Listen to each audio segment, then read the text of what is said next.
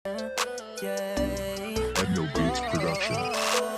Habang buhay na ako sa'yo, kaya ipakilala mo na ako sa mama mo.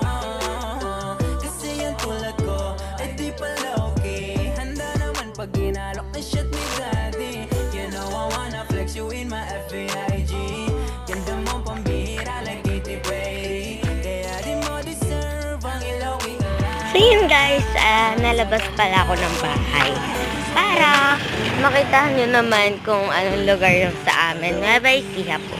Ito po yung aming bahay. Ayan. Yung video niya. Sanang pansin nila to yung video niya.